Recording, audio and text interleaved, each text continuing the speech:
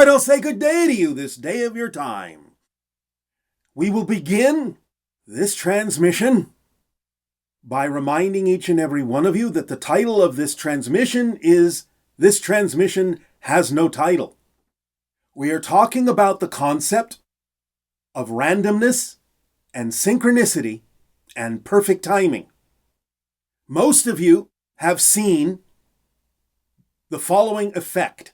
When you see a wheel on one of your cars spinning, or when you see one of your airplane propellers turning, when it reaches a certain rate of spin, a certain frequency, you start to notice a particular kind of illusion, where when it is spinning fast enough at a certain rate, it starts to appear as if the blades or the spokes begin to stand still, and sometimes even appear to be turning backwards from the way you know that the propeller or wheel is actually turning. This can serve as an analogy for the idea of how, when you shift billions of times per second through different frames of different parallel realities, you can equate this shifting to the spinning of these wheels, these blades, and because it is shifting very rapidly, spinning very rapidly, it sort of sets up a kind of random scenario where, like one of your wheels of chance, you never are quite sure where it's going to land.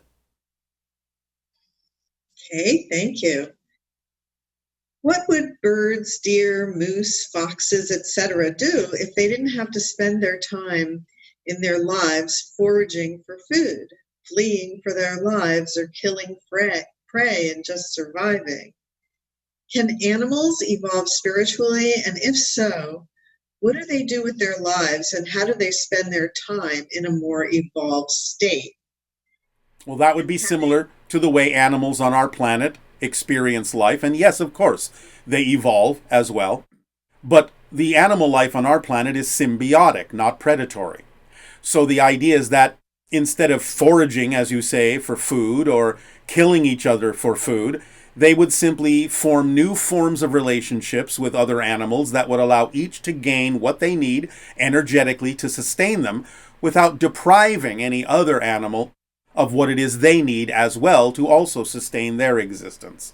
So over time, your animals can start to become more symbiotic than predatory, and to some degree, you're already seeing this shift as you shift your collective consciousness into the understanding that you yourselves don't have to be predatory.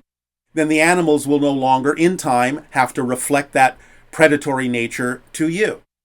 So the idea is that now when you see on some of your videos, the idea of different species getting along that seemed before to be enemies, as you would say, you are seeing and witnessing the very beginnings of different species that might used to have been predators to one another or prey to one another, now beginning to coexist side by side. So it is something that animals can evolve into and will evolve into when they also have the ability to reflect to you the idea that you are becoming less predatory too and more symbiotic with each other.